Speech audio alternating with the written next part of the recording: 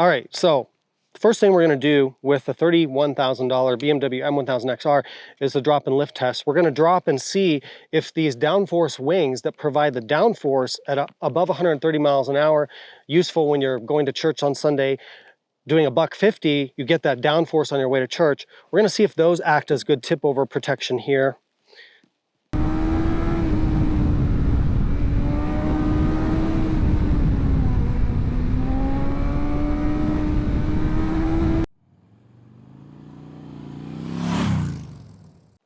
Hello everyone and welcome to Big Rock Moto. Thank you so much for tuning in today.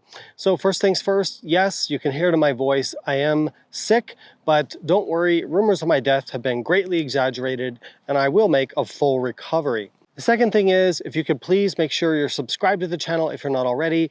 And the third thing is, please bookmark my link tree, and whenever you're shopping for motorcycle stuff, use my affiliate links. It really helps me out. So thank you so much for that. All right, let's go back in time to the year 2009. BMW introduced its S1000RR Superbike, and it really took the motorcycling world by storm. It used an extremely powerful 193 horsepower four-cylinder engine, and it had some industry firsts, like the first quick shifter and an adjustable traction control system. Then in 2015, BMW, perhaps inspired by the success of Ducati's Multistrada 1200, which came out a few years earlier, introduced the BMW S1000XR. So what BMW did with the XR is they took the engine, albeit a retuned version of it, from the S1000RR Superbike, but put it in an upright, comfortable package you could ride all day, use for commuting and sport touring and everything like that. Now, I reviewed that bike and I'll link that video here below, and I concluded that it was one of the best all-around road bikes you could buy. Now, somewhere around 2018, 2019, you started to see BMW Motorrad take some influence from their car division with their M Performance cars, and they started to introduce the M Performance bikes in the BMW Motorrad world for their motorcycles. Now, for 2024, BMW have done something truly impressive. They've introduced an even higher performance version of the XR.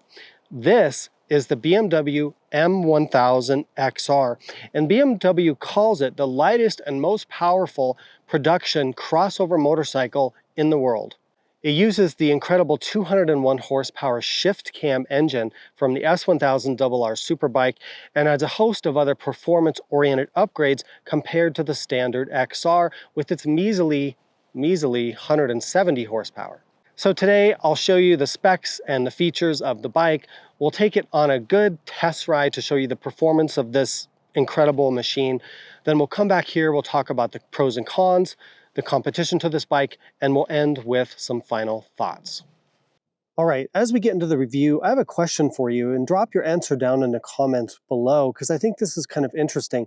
So if you were looking to purchase an all-around motorcycle for street use, everything from commuting to touring, sport touring, doing everything you want to do with a street bike or road bike, would you choose a BMW XR or would you choose a BMW GS? I'm interested to know your thoughts, so drop that down in the comments below.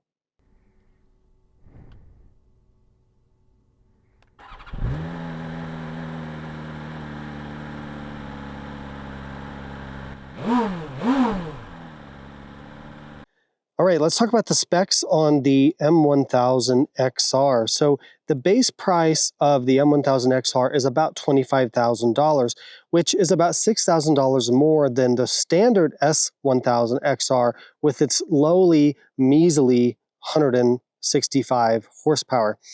However, my test bike, this bike you're seeing here, has the $5,500 M Competition package, which gives you these super light carbon fiber wheels, a host of other billet aluminum and carbon fiber upgrade parts, special bespoke paintwork, and some more stuff, bringing my as-tested price on this bike that you're seeing right here to just over $30,000.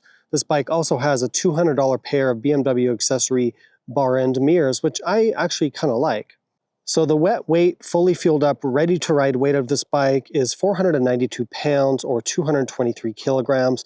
It has a seat height of 33.4 inches or 848 millimeters. The engine in this beast is not the engine from the S1000XR, but really it's the engine from the S1000RR. It's a shift cam 999cc inline four-cylinder engine. It produces a whopping 201 horsepower and 83 foot-pounds of torque. The engine redlines at 14,500 RPM. And if you really want to feel the power difference between this and the normal XR, you really have to be above about 8,000 or 9,000 RPM.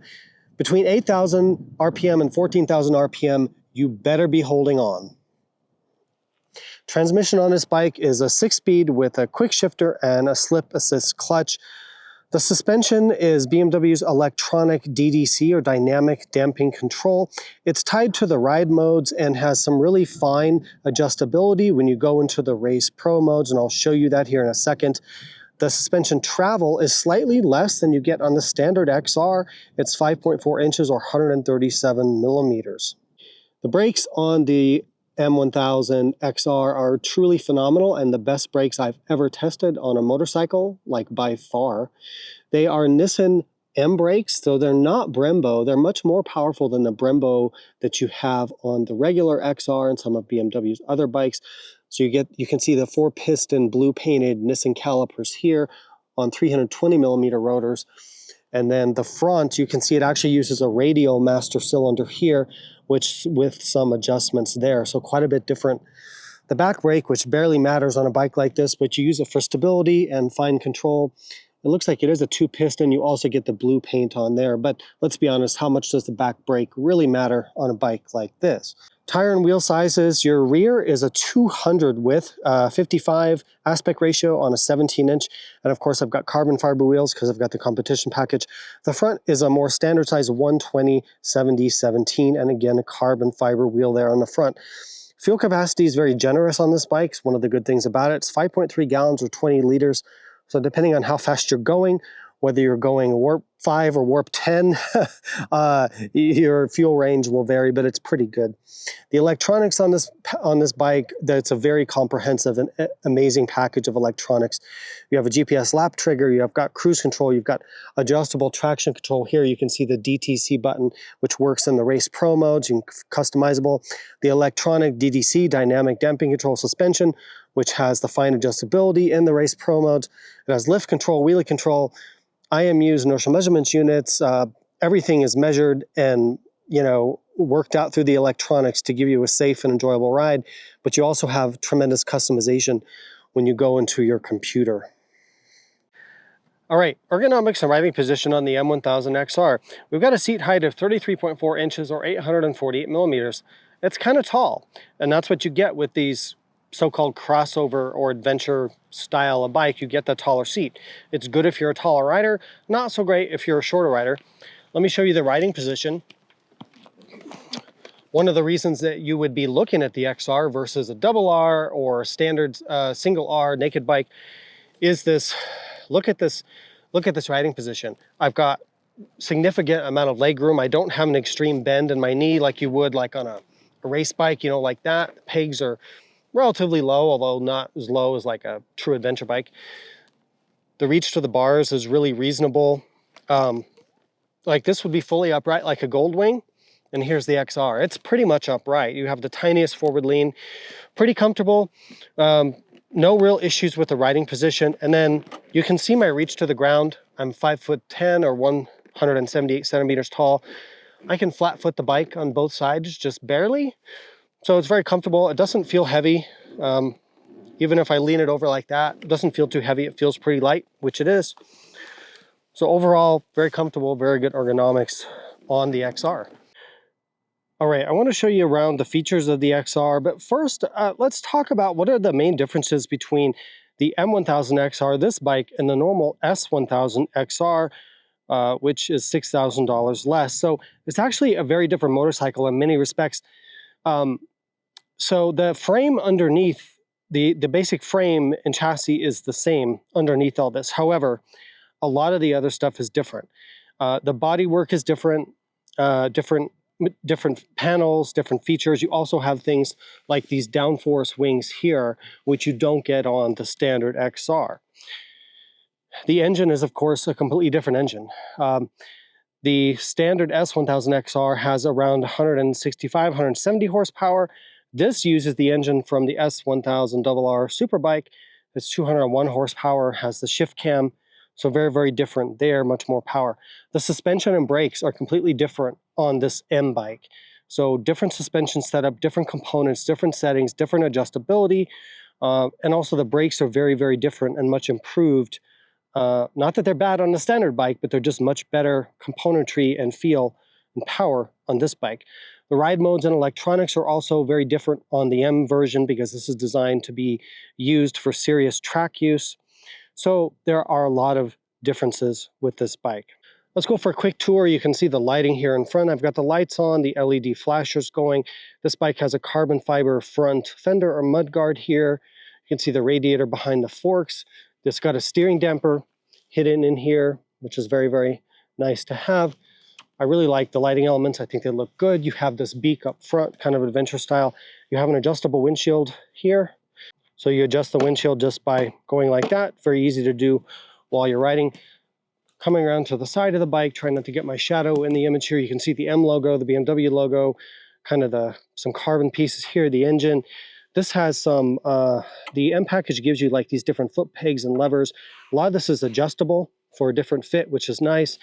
You get the Akrapovic exhaust here, which is very beautiful, lightweight, has a pretty good sound to it, although it's quiet like all modern bikes are. You can see the two-piece seat here, which is just of average comfort. The rear brakes, did I show you the front brakes? Front brakes are incredible on this bike, absolutely amazing. They're by Nissan, and they are truly phenomenal brakes. The rear lighting you can see here, the rear tail light, rear LED turn signals. The chain, this bike has this carbon fiber rear hugger, which is very blingy, very nice.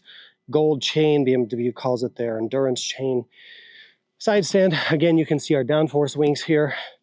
And then coming up here to the controls, let me turn off the flasher lights. You've got the Wonder Wheel, adjustable levers on both clutch and brake. You have your controls here for your cruise control, your traction control, flashers, menu buttons, DTC. I'll talk about this here in a second. Then you've got heated grips, which I like having dedicated button, riding mode button, and you can pre-select up to 4 different riding modes.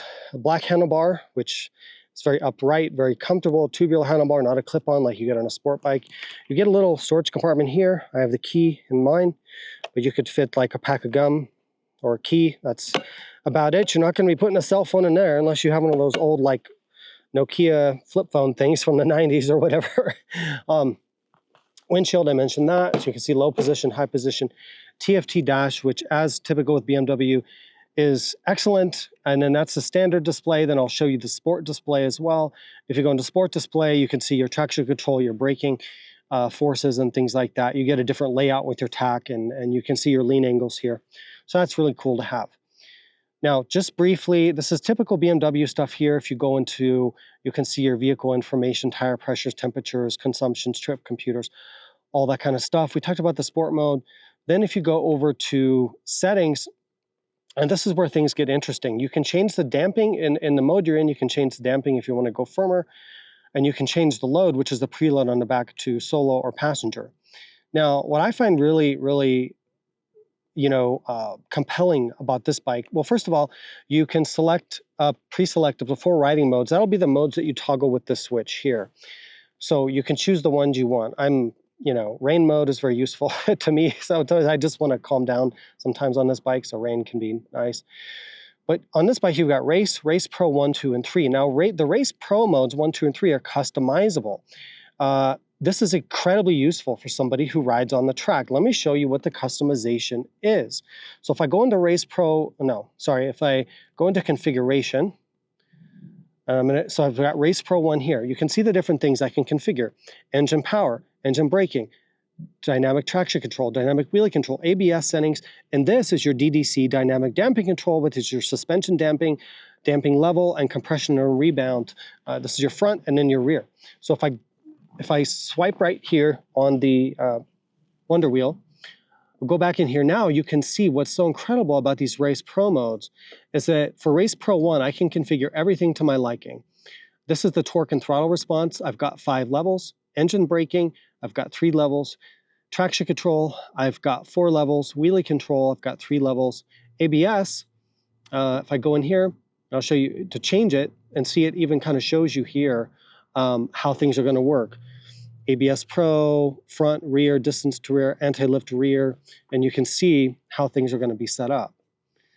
So like if I put it in 1, this is like some serious racing stuff right here, ABS mode 1. ABS mode 2 is going to allow me to do some pretty impressive stuff, but probably not crash from the brakes. So you get the idea.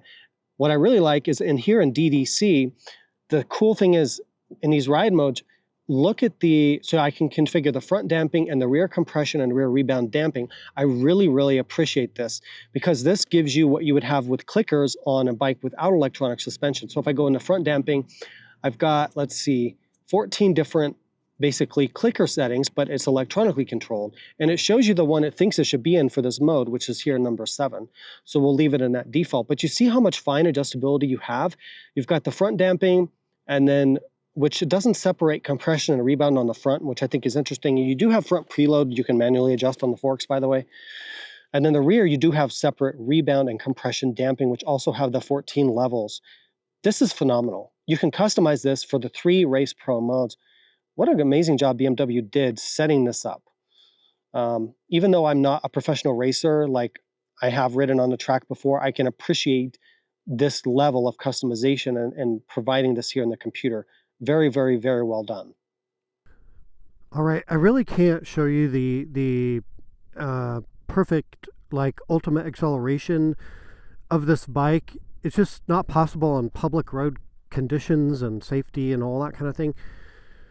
Even at a racetrack, it would be hard for me to do it because of the 200 horsepower and 450 pounds. I mean, it just wants to, flip over in the first few gears. To give you a sense of the power to weight ratio of this bike, I mean, 200 horsepower. My wife's Honda CR-V has 200 horsepower, but the car weighs 4,000 pounds. This has 200 horsepower, but weighs 480 pounds, whatever it weighs. It just gives you a sense of, it's like 10 times the power to weight ratio of a normal car that you would drive. 10 times. So let me kind of show you like the 0 to 80 to 0 acceleration and braking, just to give you a taste of it anyway. It's very hard for me to get a launch on this. It's just, I guess I'm just not a good enough rider.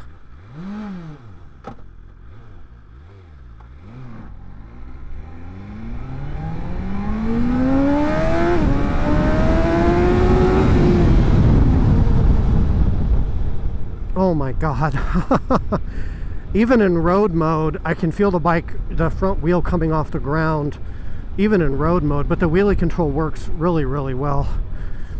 I mean, the G-forces that this bike produces are simply indescribable.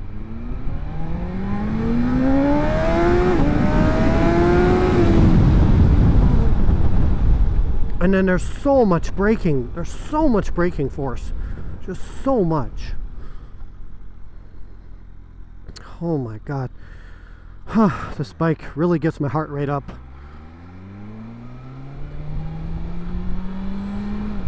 And then to try to give you a sense of like the roll-on power, like from 50 miles an hour in second gear. And that's restricted by traction control.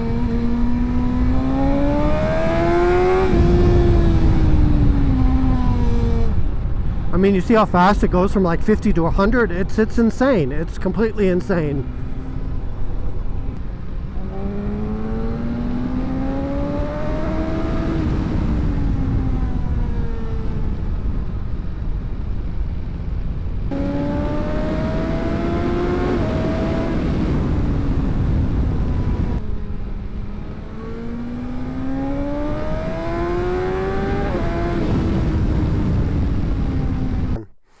Alright, I'm here on my favorite mountain road. It's truly impossible to show you the full capability of this bike because it has such a high level, such a high threshold of capability and performance. Number one, I'm not a professional racing rider, never claimed to be. Number two, public road, I mean, this bike does hit over 100 miles an hour at the top of second gear, and then there's 4 more gears. The acceleration is truly breathtaking. Even if you don't go all the way to red line, the acceleration is extremely strong. Even if you stay below 10,000 RPM, it's still brutal. So, riding modes, I think I turned off, oh no, I've still got rain mode. So we'll start in rain mode. Let me give you a taste of how it would be if you just want to putt around and kind of commute on the M1000XR.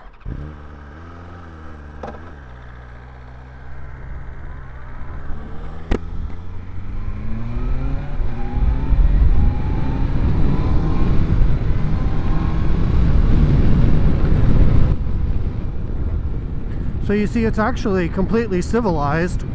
If you just pretended that this half of the tachometer wasn't there, and you just rode around below 5,000 RPM, you might kind of think, well, what's the big deal with this bike, right?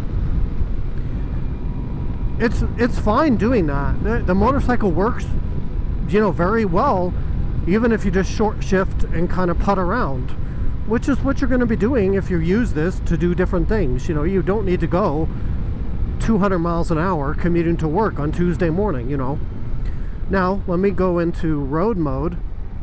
So the suspension damping is tied to the riding modes. So as you go up in ride modes and road and into race and the Race Pro, your suspension firms up dramatically. Your throttle response changes, your ABS changes, your traction control changes, your wheelie control changes, and then you have Race Pro 1, 2, 3. You can customize everything. So it means that you have a customizable riding experience. Now, just to give you a sense of like first gear,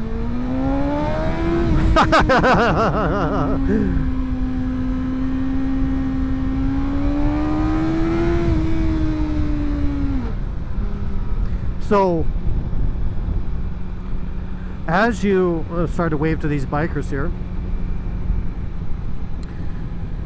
as you go up in the RPM, the ferocity, the brutality of this bike becomes apparent. All right, it really truly does, and you better know what you're doing. Now, I'll warn you, if you ride a bike like this and you turn off the rider aids or turn them down a lot, like, I hope you know what you're doing, because you will just reach ridiculous speeds and you can get yourself killed very easily.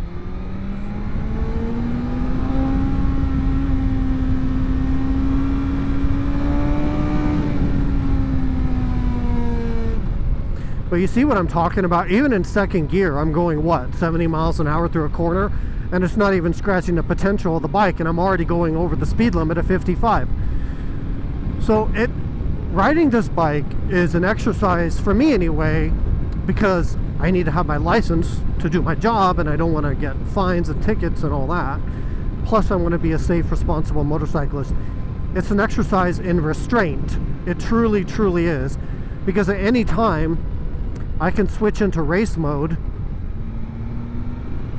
and I can downshift and completely bend space and time.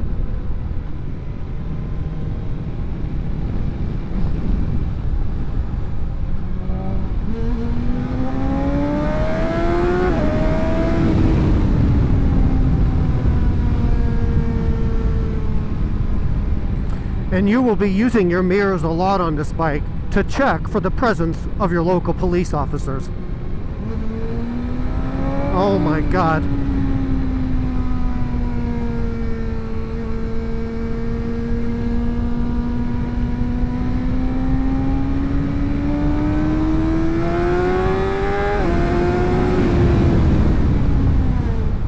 And then so the acceleration is ridiculous, and I can't even really fully show you just how brutal it is. But I will say, above 6,000 RPM, the sound of the motor changes. The sound of the motor changes, you start to get into the shift cam at higher RPM, and it becomes a completely different animal. Now I want to talk a little bit about the handling and braking. So the handling on this bike is sensational. It is phenomenal. It truly, it allows you to go speeds that you just didn't think were possible on your favorite canyon road, and you feel in control. The handling is so agile, it's so precise, especially for a upright, you know, kind of adventure style bike. It's incredible.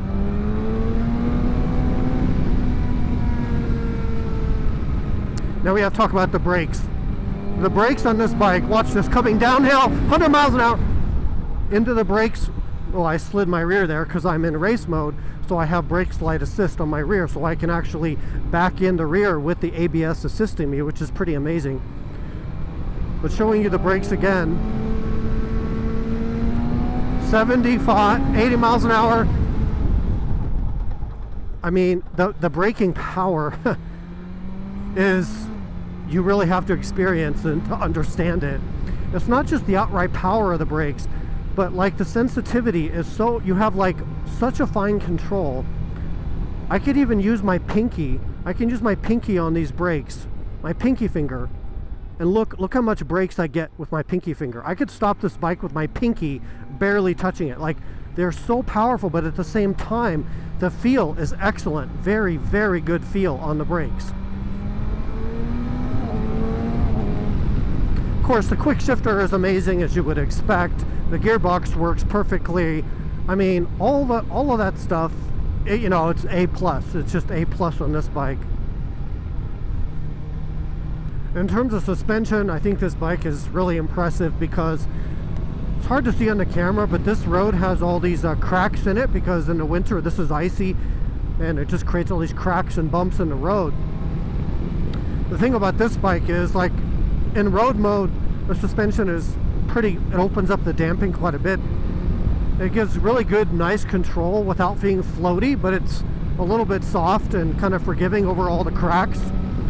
But then if I go up into, if I switch here, let's go into race mode. Now I start to really feel more bumpy, and that would be more suitable for like a smooth racetrack. You can feel every little bump. The difference, the electronic suspension has a wide range of adjustment and it works very, very well.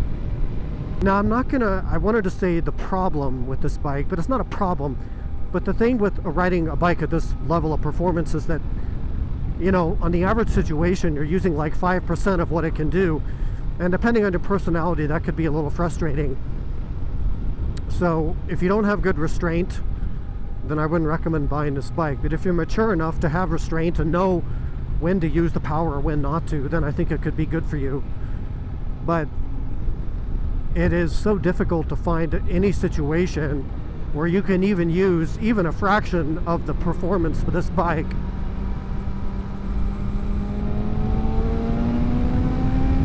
Holy shit.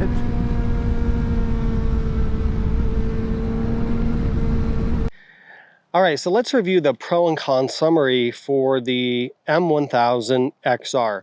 So the pros for me, and this is kind of obvious, but the number one pro is that this bike really has just outright phenomenal performance on almost every metric. The power, the engine, the handling, the chassis, the suspension, the brakes, the electronics. All the important stuff here is done phenomenally well, and in some cases, maybe the best of any road-going motorcycle.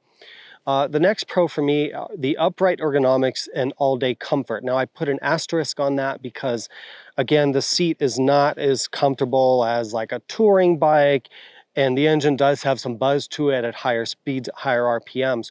But if you consider the fact that this is effectively a super bike in terms of performance, it is incredibly comfortable when you consider that. Next up for me as a pro, the electronics package on this bike is phenomenal. One of the best out there on any motorcycle, and right up there, I think, with the high-level super bikes that you see from Ducati and BMW and Yamaha and other manufacturers. So you could literally ride this bike to work in the rain, in the fog, on a cold day, use rain mode, have everything tame, short shift the bike below 6,000 RPM, use your traction control, use all your things just fine. And then maybe a week after that, you could effectively go to a racetrack and keep up with genuine super bikes and use the advanced electronics to fine-tune your suspension and your brake slide assist and your wheelie control and your traction control, which you can adjust with your thumb. The adjustability of the electronics and the versatility that gives you with the throttle response, the power levels, the riding modes, the suspension settings, all of that, it gives you so much versatility within one motorcycle. And I think that's really important to understand. Next up for me as a pro are the brakes. You know, we've talked about this throughout the video, but the brakes on this motorcycle are, you just won't believe it until you feel them as firsthand experience. They really are something special and something different from most other bikes. Next up for me is the handling. Now, of course, my bike has the M Competition package with the carbon wheels, which probably makes the handling even a little bit sharper, a little bit lighter, but it is so precise, so just exact with the handling, and also very agile and flickable at the same time, especially for a bike with a 17-inch front wheel. The carbon wheels are probably helping out with that, but even without that, I know this bike would handle very, very well. And then another pro for me, I've kind of touched on this, but the overall versatility of this package is incredible. Like I mentioned, with the electronics that you have and the configurability, commute to work in the rain on a bad day, go do some sport touring and some touring, hit the canyons on the weekends, go to race day at the racetrack. It really is very, very versatile.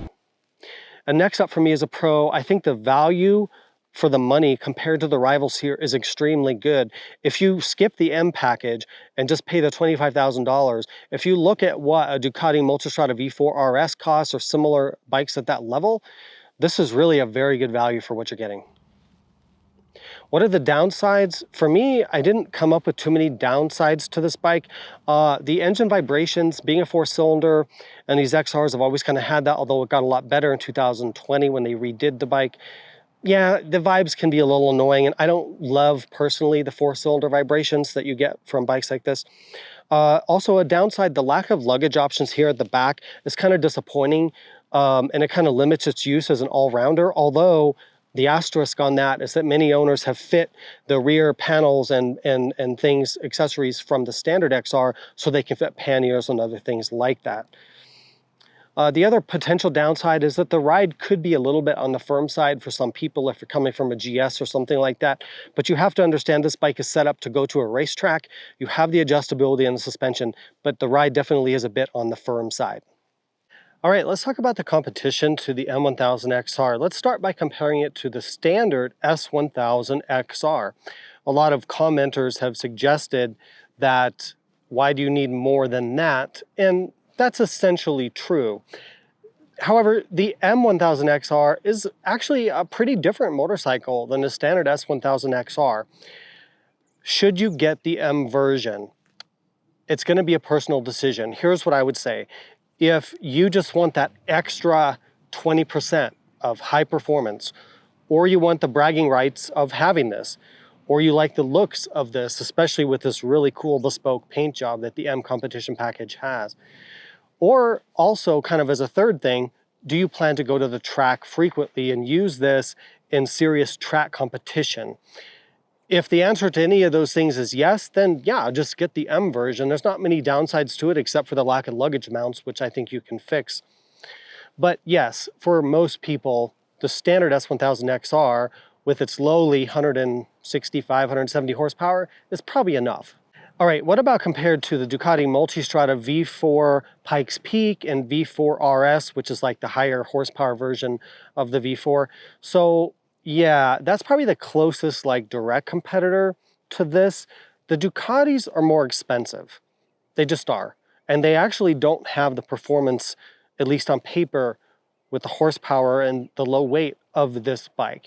If you just care about performance per dollar, then just get the M1000XR and you're done. But there's other stuff that's a little more subjective, like do you prefer a V4 engine? Personally, I do. I think that V4 engine is much nicer to use, makes a better sound, and just has a better, more visceral feel to me than the inline four. But again, I've put that out there. I'm a little bit, I don't love inline fours. I'm admitting that bias to you as a tester, as a rider. The Ducati is an amazing bike. You should definitely give that a hard look before you buy an XR.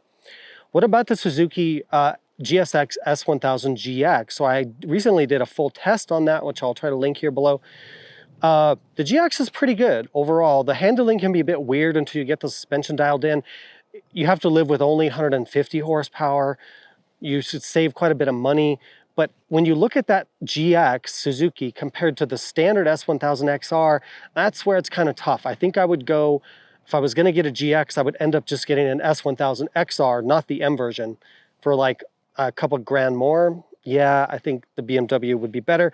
Not that the Suzuki is a bad bike, it just feels kind of dated and kind of heavy and just kind of not as modern, and I don't know.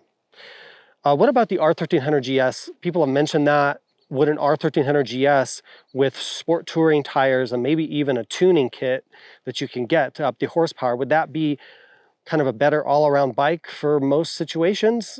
Actually, yeah, I think the GS is a better all-around bike for most situations. That's why they sell so much more of them than they do the XR. But again, the GS is not a sport bike, and if you're looking for that pure sports performance, that racetrack performance, you're really hardcore sport bike type person, then you're going to want the 17-inch wheel, you're going to want the inline four, the higher horsepower, all these things. You get the versatility with the GS, you get the shaft drive, you get the bigger torque, from that bigger engine, but you sacrifice the sporting stuff. So you have to make that choice. It's a personal choice. It's neither right or wrong. What about the other M bikes that BMW has? So they have the M1000R and the M1000RR. So it just comes down to, do you want an upright bike, kind of with a sport touring kind of setup or adventure crossover style? Or do you want a naked bike? Or do you want a full-on, no compromise sports bike for actual racing? There's no right or wrong. You just have to choose what's best for you. For me, definitely out of those three, I would go XR because I'm all about the versatility and the comfort. All right, audience questions. You all send in questions, and now I'm going to do my best attempt to answer them. Which category is this bike in? That's a tough question. I don't think there's an official category for this. BMW calls it a crossover. The industry is trying to call these bikes like crossover ADVs. They're adventure styled upright, but with a sport bike DNA. I don't know. Call it whatever you want. Hyper tourer, hyper crossover. I mean, make up whatever category you want. The problem is there really is no true direct competitor for this. The closest is like the Multistrada, right? So I'm not really sure. Next question, is it fun or is it just scary? It totally depends on the ride mode you use and your throttle with your right hand. Below 7,000 RPM, it's fine. Above that, you better be ready because boy, she has a hard hit. It can be scary if you want to, but if you don't want to be scared, you could just short shift, use your ride mode settings, and you won't be scared. So both. Power compared to the KTM 1290 motor. So you can get the 1290 Super Duke GT, you can get a 1290 Super Adventure R or S, whatever. And now they have the 1390. You just want my personal opinion? I would go for the V-twin, the 1290. More torque, more low-end power, whereas this sacrifices that low-end power with a top-end rush. If you like the top-end rush, that adrenaline above 8,000 RPM all the way to 14,000 RPM, then get this. If you like the low-end power and the gruntiness of the V-twin, get that. Both are great choices. It's not right or wrong. Personally, I would go for that KTM motor every day. I think it's better in the real world, and I prefer the torque over the horsepower to this. Seating comfort. The seat comfort was just tolerable. I didn't find it to be very good. It's not the worst ever, but I think if you're going to ride all day, you might experience discomfort and you might need to look at doing something with the seat. What about using as a sports tour? Somebody asked that. So again, the luggage mounting is a challenge. There's ways to get around that, but as it comes, there's no real good way to mount. Panniers, BMW has some accessory ones I think you can put on here. You could also change out some of this rear paneling and bodywork, put on brackets for bags.